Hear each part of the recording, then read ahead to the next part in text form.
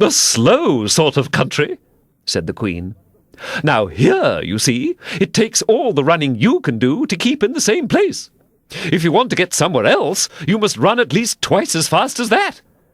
"I'd rather not try, please," said Alice. "I'm quite content to stay here, only I am so hot and thirsty." "I know what you'd like," the Queen said good-naturedly, taking a little box out of her pocket. "Have a biscuit?" Alice thought it would not be civil to say no, though it wasn't at all what she wanted. So she took it, and ate it as well as she could, and it was very dry, and she thought she had never been so nearly choked in all her life. "While you're refreshing yourself," said the Queen, "I'll just take the measurements." And she took a ribbon out of her pocket, marked in inches, and began measuring the ground and sticking little pegs in here and there. "At the end of 2 yards," she said, putting in a peg to mark the distance, "I shall give you your directions. Have another biscuit?" "No, thank you," said Alice. "One's quite enough." "Thirst quenched, I hope?" said the Queen. Alice did not know what to say to this, but luckily the Queen did not wait for an answer, but went on. "At the end of 3 yards I shall repeat them, for fear of your forgetting them.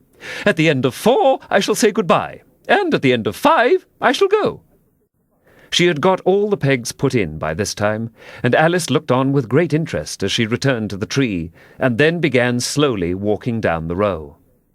At the 2-yard peg she faced round and said, "A pawn goes 2 squares in its first move, you know. So you'll go very quickly through the 3rd square, by railway, I should think, and you'll find yourself in the 4th square in no time. Well, that square belongs to Tweedledum and Tweedledee.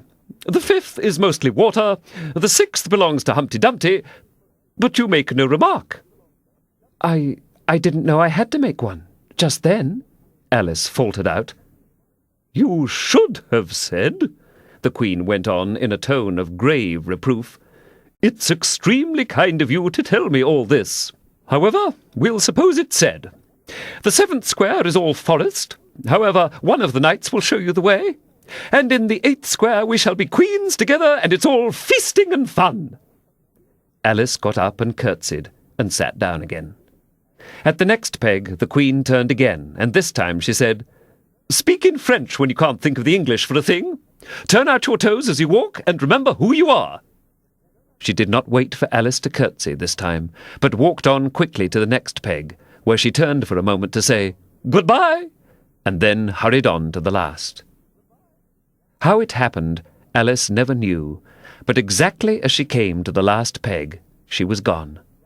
Whether she vanished into the air, or whether she ran quickly into the wood, and she can run very fast, thought Alice, there was no way of guessing, but she was gone, and Alice began to remember that she was a pawn, and that it would soon be time for her to move.